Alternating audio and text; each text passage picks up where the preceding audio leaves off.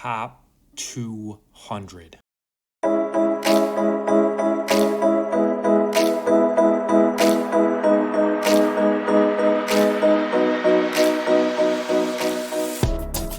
What's up, nerds? So you might have guessed it from the title of the video, but this is my game that placed me into the top 200 in North America. This is a game right before the Pirates patch, but it's an interesting game. It's a game where I transition my board state quite a bit throughout the course of the match, and I shift in and out a lot of different minions and a lot of different ways to buff those minions. And by the end, I actually end up with a completely different board state than I had in the beginning game and even in the middle of the game. So it's not only a top 200 game and a little bit of a humble brag, but it's also a good showcase of how to transition your board to counter what the other opponents in the lobby are doing. So I'm not offered the best selection of heroes here, but I take Millhouse. I generally have a good time playing Millhouse. If you guys remember pre-nerf, he was initially buffed actually, and then he was way too strong, so they nerfed him down to a level where I feel like he's kind of a mid-tier hero, and you can get a lot of viability out of him if you kind of high roll and find some good buff cards and you're able to utilize your gold efficiently. You can have a pretty strong game with Millhouse, but if you're not finding the minions you want and you're rolling a lot with Millhouse, you're generally going to have a bad time. So a few tips with Millhouse. You really want to be very gold efficient with him. Minions only toss 2 gold as opposed to the standard 3. So you want to be buying pairs, you want to be buying buff cards. Obviously you want to be buying strong units, but you also don't want to float gold, meaning you don't want to have any leftover gold on the turn if you can avoid it. That's not always possible, but generally you want to make sure with Millhouse to be buying a lot, selling those minions back, buying strong units and buffing those up. So you really want to, the main goal here is to be as gold efficient as possible. Really strong minions on turn 1 here. Sorlisk is a great find with Millhouse. Because of the reduced mana cost for buying minions, you have the ability to buy more minions, more Death Rattle minions, and buff up the Sorlisk even more. So the fact that I got not only a Sorlisk on turn 1, but I'm able to freeze and find a selfless hero as well is a really strong first 2 turns. And then you can see on turn 2 here, I pick up the selfless hero, but I'm also offered a token, which is really good because essentially it's a free minion. I can sell off both the Tide Hunter and the token that it spawns and get a full return on the gold that I invested into the minion. Really easy win against Nozdormu here, as to be expected.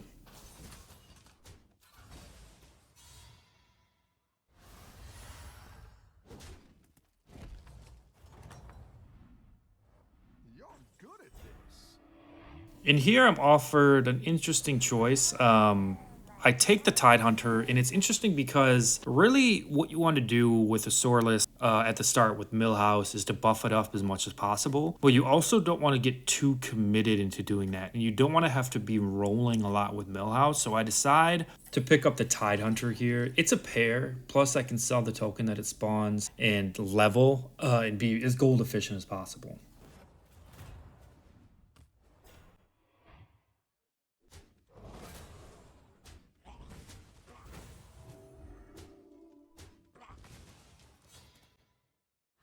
So at this point, I handle Toki pretty easily, and I'm offered a triple here. So I have a few different options. My initial thoughts are to sell the token on my board, freeze, and then go for a tier 4 unit. But there's 2 other units on the board. There's the Selfless Hero and the Mech they're both Death Rattles that will give my Sorlisk buffs. So I decide not to do that, and I decide to actually just take the pair, find a tier 3, and then buy both of the units on the board. That way, it really makes me very strong in the short term, and it allows me to build a really strong board state for this point in the game. I mean, keep in mind, we have 6 gold. We have a Deflectobot. We have a Sorlisk that's a 5/3. We have a refresh for the Deflectobot. I mean, we're really strong at this point in the game. And you can see evidence of that. I mean, we absolutely crush Galakrond here.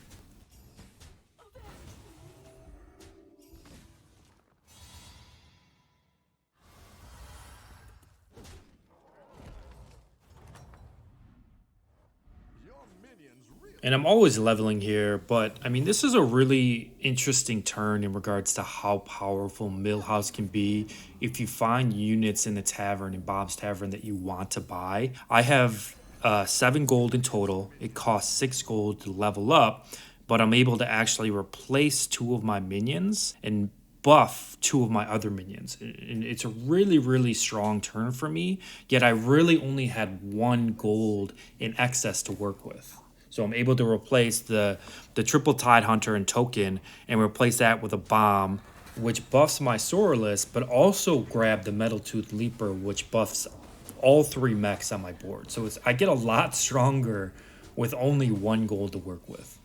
Again, another easy fight for us. Nozdormu really didn't stand a chance. And then on this board, we're offered the triple. So the most gold efficient thing to do, and that's kind of the theme with Millhouse, is to just level. I don't want to buy and find a tier 4 and then I have to roll and hope I hit other good units. Really, my goal here now is I feel like I'm strong enough.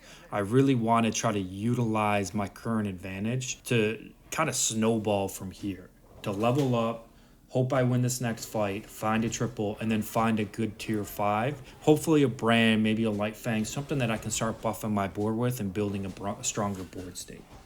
So during this fight, I'm thinking about what I'll do if I either win, lose, or tie. Win and tie are essentially the same thing to me because my health pool will remain the same. I'll still be at full 40 health. But if I lose, I'm almost always just buying the pair here. If I win or tie, though, there's a chance that I level up, freeze the board again, and then look for a tier 6.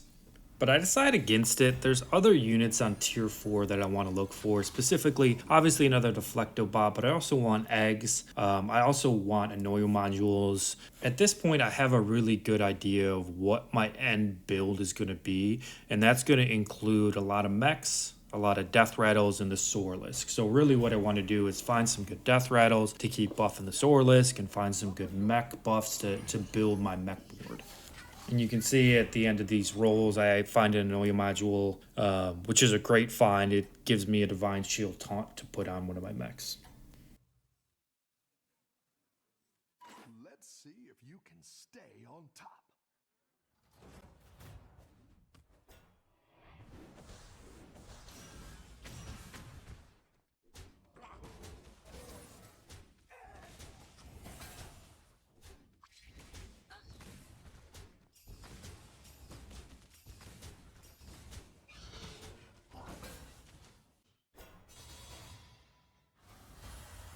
Win the fight pretty easily, and then from here we just grab the mech buff and level. I mean, we're really strong. We have 40 health. We really want to try to get aggressive and find some tier 5s, find some pairs to try to find some triples, to then find some tier 6 minions, and really push our advantage.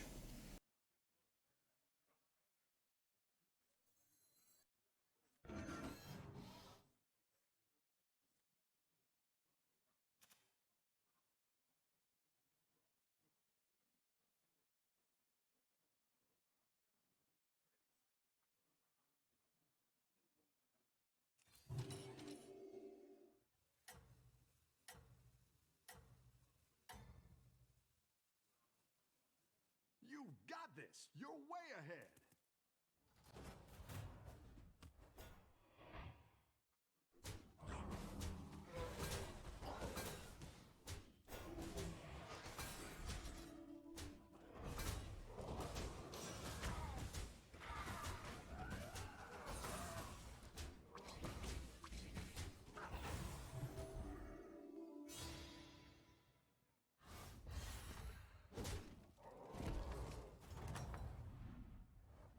Nice work out there. And then we are offered a fantastic board here.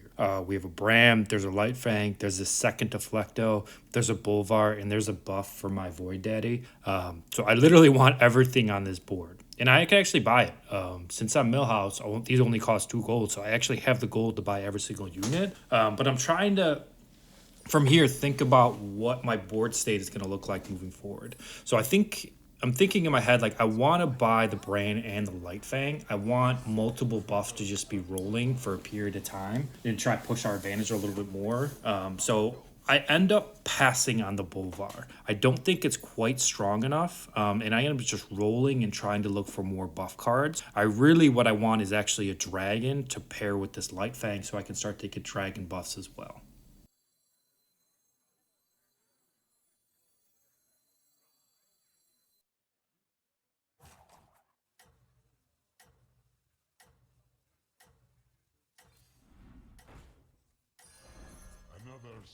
I don't find the dragon, but I still throw down the Light Fang to start to buff my demon and my mech and my beast. Harness your rage.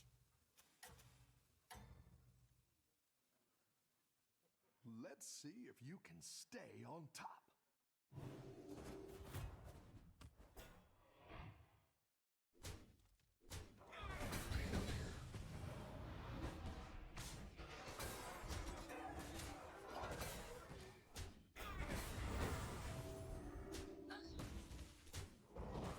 So I think Pyramid was actually favored in this fight. I think we got a little bit lucky here. But keep in mind, I mean, I have a lot more ability to scale than he does.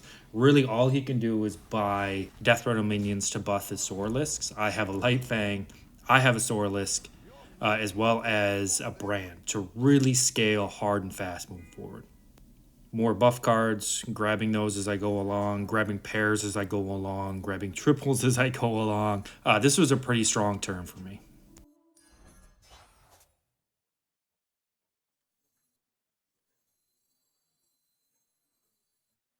Another satisfied.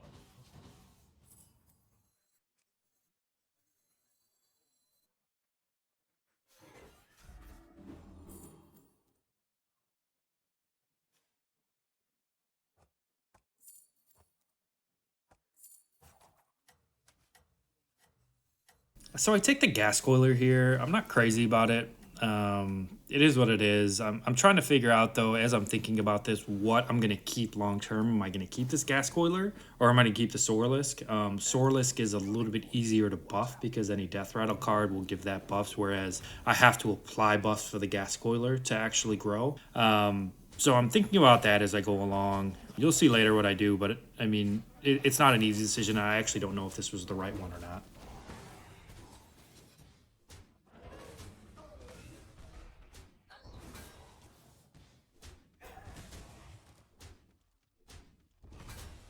Another easy fight against Galakrond. I mean, we're really strong at this point.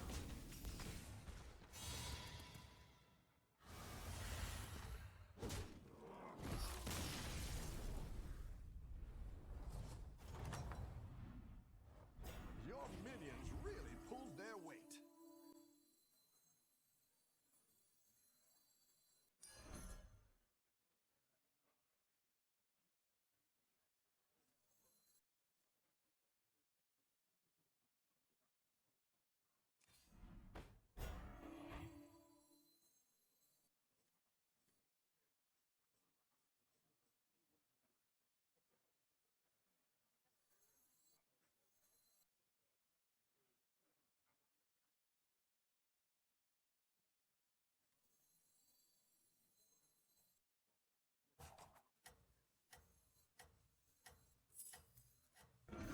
So I do it. I throw away the gas coiler. In my head, I really just want to keep buffing the Sorlisk and keep finding death rattles. I mean, I really am.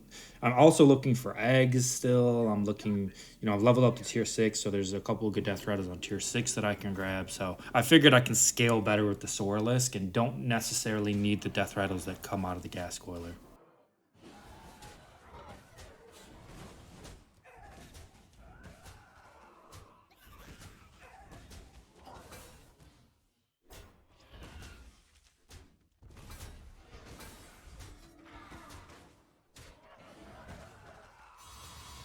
Knock out Toki as well. We're strong, boys. We're strong.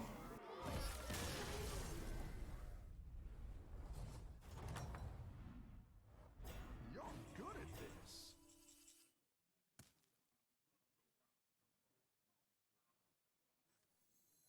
Now, this is when Mackerel was still in the game.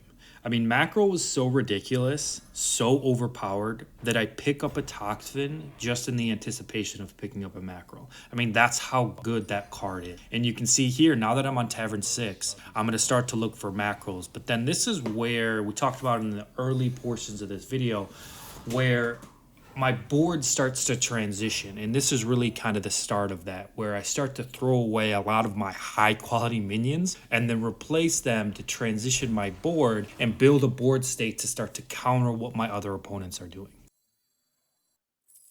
The frozen words guide me.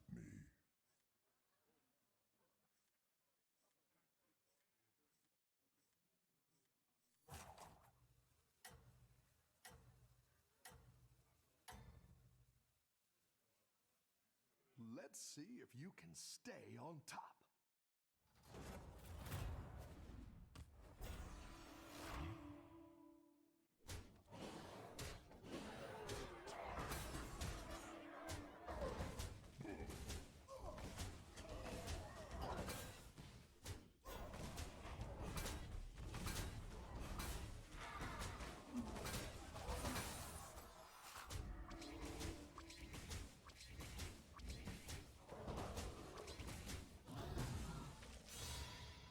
So we lose that fight. Having some troubles with some big boys. Need some poisons up there. Need some more Divine Shield refreshes. So really at this point, I'm just looking for mackerel, to be honest with you. I mean, that card was so ridiculous that, I mean, I would just roll down and look for a mackerel over a lot of other good cards because of how strong it is. And voila, the rich get richer. And I'm board locked here, so I have to sell something off. And this may surprise some of you out there, but I sell off the brand. You know, I really want to get the buff down on the Murloc, and I can pick up the Light Fang and actually keep buffing stuff even more. I photo gold here, but it's fine. This will really improve my board state.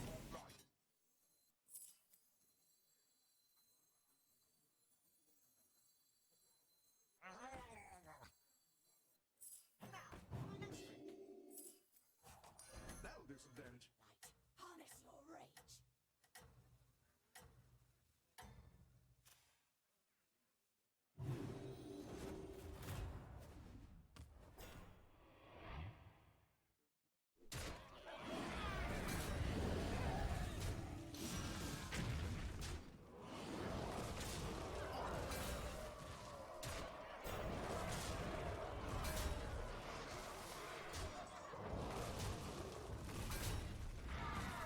So that pyramid we faced a few turns ago where I was lucky to beat him, we absolutely crush him this time around. So you can see how much stronger we've gotten in the last couple of turns.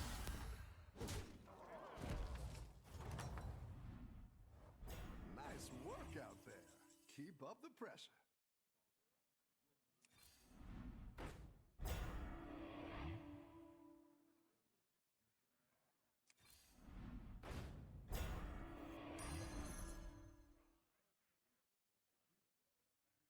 Boom, second fish. Man, this card was so busted. I pick up the Selfless here. I'm thinking that I want to buy those and start to actually hold them in my hand. I want to triple that and then for Divine Shield refreshes for my macros, but I don't realize that I don't have the board space to actually play it, so I just buy it and then sell it off. It's a waste of gold. Definitely a mistake here.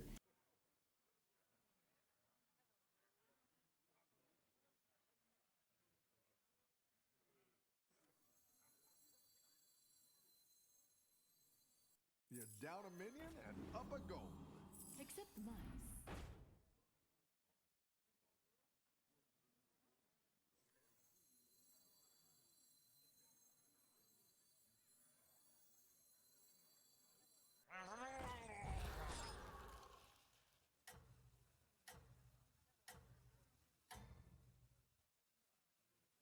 Everyone's gunning for you. Watch out. Looky. Look what Elise has. Double fish. Crazy strong. We end up losing this fight quite badly. I mean, the fish still had full health by the end of the game. So I really want to find some poisons and find some more Divine Shield resets as I move forward into this next buy phase.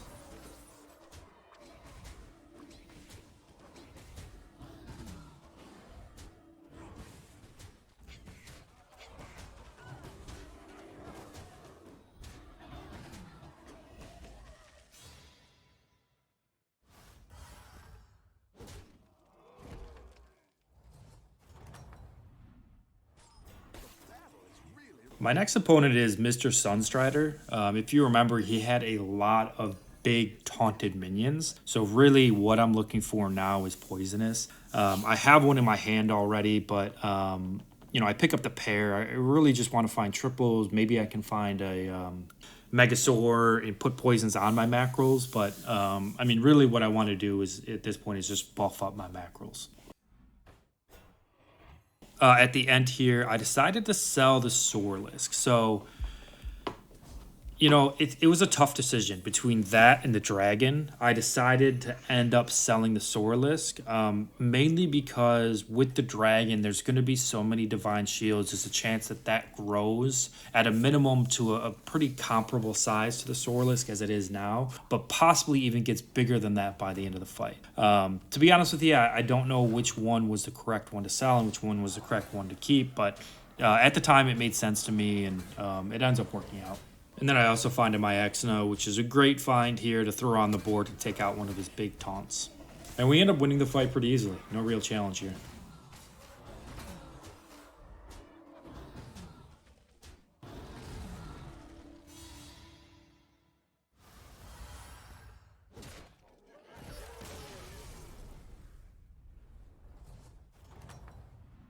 And then on to our final boss. So now I know that he has Divine Shield macros. So really all I'm doing is looking for Divine Shield resets for my macro. I'm looking also for a Megasaur to hopefully give them Divine Shields. So I take the Bolvars here. I take the Microbots, which in hindsight is actually a mistake. I mean, my mech is already big enough that it's going to one-shot anything on its board. So giving that any further buffs doesn't really make any sense. I really should have just kept rolling for like a Megasaur or for other better Divine Shield minions. I sell off the Void Daddy here. It's just going to get one shot anyway by one of the macros. So I just want to make sure that I free up as much board space as I can, so that I can keep getting as many Divine Shield resets for my macros as possible.